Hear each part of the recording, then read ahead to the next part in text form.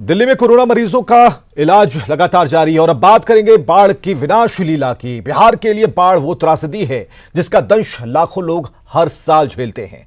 हर साल लाखों लोग बेघर होते हैं। बाढ़ को रोकने के लिए हर साल तमाम दावे किए जाते हैं, लेकिन हर साल वो पानी में गोते लगाते दिखते हैं।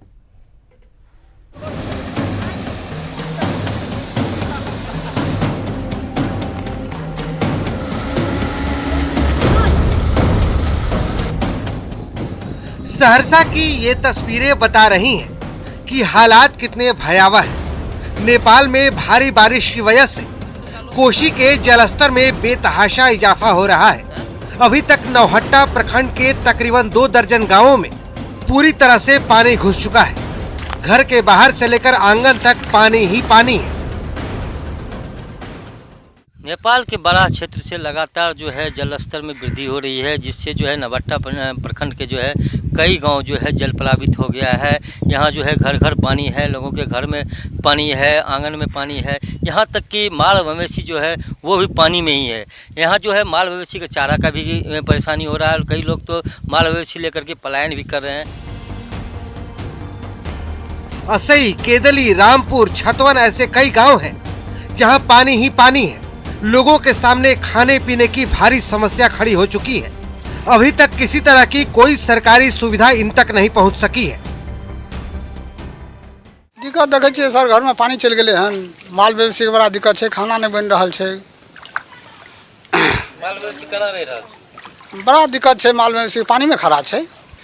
माल का खाना नहीं मिले छे, चारा नहीं कुछ मिले छे, नहीं निकले के व्यवस्था है, नहीं नौ छे और सरकारी नौ नहीं देने छे सरकार। तो फिर माल मवेशी या बच्चा के कना छे, पानी में या पानी में छे। इधर सीतामढ़ी जिले में भी सैलाब का संकट है। बागमती और अधवारा समूह की नदियां खतरे के निशान से ऊपर बह रही हैं। सूरसंड और सोनबरसा के कई इलाकों में बाढ़ का पानी घुस चुका है।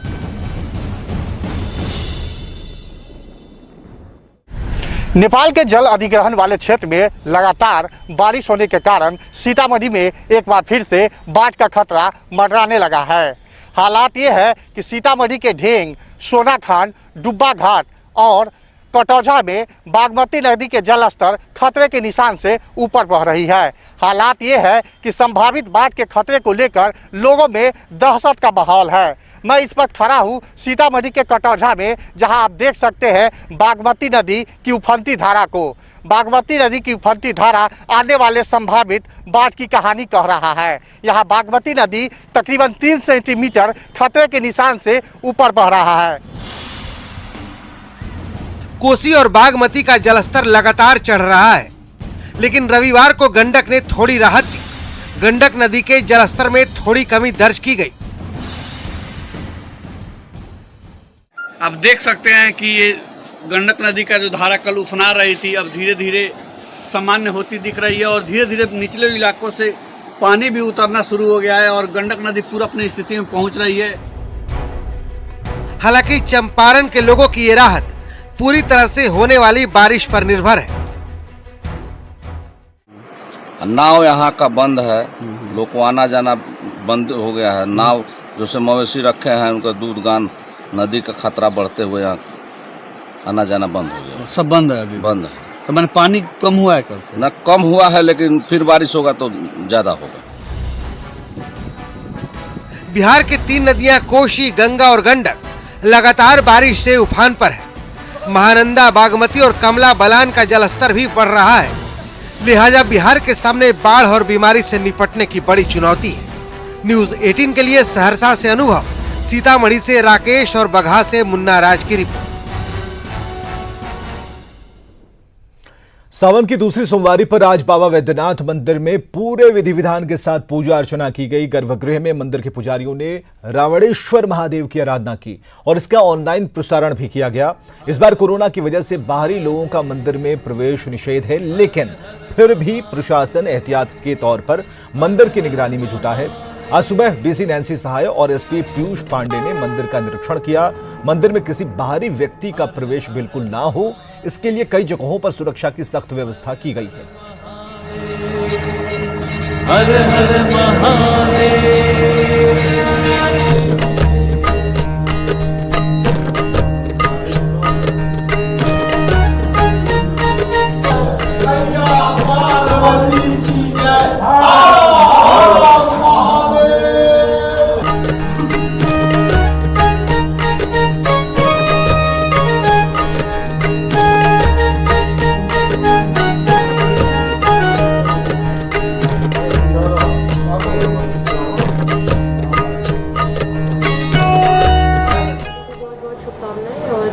जैसा कि इस वर्ष हम लोग सुबह और शाम की जो सरकारी पूजा होती है उसका हम लोग ऑनलाइन दर्शन करवा रहे हैं और आज भी सुबह जो सरकारी पूजा हमारे पुरोहितों ने की उसका और शाम में जो श्रृंगार पूजा होगी बाबा की उसका ऑनलाइन दर्शन लोग देख सकेंगे झार.tv पे और कुछ मीडिया चैनल्स हैं और हमारा जो हमारा ऑफिशियल फेसबुक और ट्विटर पेज है उस पर। मंदिर के गेट्स पर भी डिप्लॉयमेंट है और गर्भगृह में घुसने वाले लोगों को भी सोशल डिस्टेंसिंग का पालन करवाने के लिए गर्भगृह के एंट्री गेट पर और निकास गेट पर भी फोर्स और मजिस्ट्रेट की तैनाती की गई है। तो इस तरीके से हम लोग सोशल डिस्टेंसिंग भी उसका अनुपालन करवा रहे हैं। तो दूसरी सोमवारी है, लेकिन कोरोना की वजह से शिवालयों में ताला जुड़ा है। पहले की तरह ना तो बम बम भोले और ना ही हर हर महादेव का जयकारा सुनाई दे रहा है। खाजपुरा इलाके में एक शिवालय के बाहर से अमित कुमार सिंह की ये रिपोर्ट हम आपको दिखा रहे हैं। पटना का अगर सबसे बड़ा शिवालय की चर्चा की जाती है तो राजा बाजार में जो शिवालय है हम उसकी तस्वीर आपको दिखाना चाहते हैं। ये वो शिवालय है जहां हजारों की भीड़ होती है भक्तों की, और वो भीड़ केवल यूं ही नहीं आती है बल्कि जो एक श्रद्धा है, इस शिवालय से जुड़ा हुआ एक रिश्ता जो है भक्तों का, वो यहाँ खींच कर लाता है उनको। लेकिन एक तस्वीर आपको हम दिखाते हैं इस शिवालय के बाहर किस तरीके से ताला जड़ा हुआ है। शायद अपने लंबे समय से हमने ऐसी तस्वीर नहीं देखी है, लेकिन आप देखिए किस तरीके से शिवालय के बाहर मुख्य द्वार पर जिला प्रशासन के तरफ से, व्यवस्थापक के तरफ से एक इश्तेहार चिपकाया गया है कि सावन महीने में भीड़ भाड़ होने की वजह से कोरोना से संक्रमण होने का डर है। इसे ध्यान में रखते हुए सरकार के आदेशानुसार मंदिर में श्रद्धालु भक्तों का 4 अगस्त तक मंदिर में प्रवेश वर्जित रहेगा। जो भक्त है जो यहाँ पूजा करने आए हैं, लंबे समय से आते रहे हैं, लगता होगा कि एक मन में दुख होता होगा कि आज इस कोरोना के संकट काल में हम अपने देवता के नजदीक नहीं जा सकते। देखिए दुख तो है, लेकिन हम जानते हैं कि प्रकृति अभी अपना परिवर्तन कर रही है। हाँ, और प्रकृति हर समय अपना अपना रूप बदलती है। उस रूप का ये परिणाम है कि कोरोना काल में बहुत सारे चेंजेस हो रहे हैं, लेकिन हमारे सनातन धर्म में मानस पूजा का भी बहुत बड़ा एक महत्व है। भले ही हम भगवान तक नहीं पहुंच पाए, लेकिन अपने हृदय में उनको याद करते हुए उनका ध्यान कर सकते हैं। राकेश जी कहते हैं कि वो 25 सालों से आ रहे हैं इस शिवालय में और इस बात का दुख है, लेकिन इस बात को वो समझते हैं कि किस तरीके से प्रकृति का एक स्वरूप बदला है। हम जो यहाँ के पुजारी हैं, जो इस शिवालय के पुजारी है, चूंकि राजा बाजार का ये शिवालय हम इसलिए बार बार बताना चाहते हैं क्योंकि पटना के लोग, जो लोग बिहार से ताल्लुक रखते हैं, उस शिवालय के बारे में जानते हैं। खासपुरा का शिवालय कभी ऐसा हुआ कि पूजा कर रहे हो और भक्त आपके पास नहीं आए, देवता से जो भक्त का रिश्ता है वो दूर हो गया हो, ताला लगाने की नौबत आ गई, आखिर ऐसी क्या स्थिति बन गई है? ये प्रकृति का प्रकोप है, इसको सभी को आदर करना चाहिए। भगवान तो हर कण कण में व्याप्त हैं, ये परमाणु रूप है, कार्य रूप नहीं है। हम लोग उन्हीं के अंश जीव रूप में हैं। हम लोग अभी की वर्तमान स्थिति ऐसी है कि ये महामारी के कारण अभी किसी के पास इसकी वैकल्पिक व्यवस्था नहीं होने के कारण सोशल डिस्टेंसिंग और मास्क इत्यादि लगा करके हम लोग बच रहे हैं। भगवान तो ऐसे दयालु हैं कि स्मृता पितरुणा तपम करुणया हरंती निणाम, स्मरण मात्र कर लेने से कठिन कष्टों को हर लेते हैं।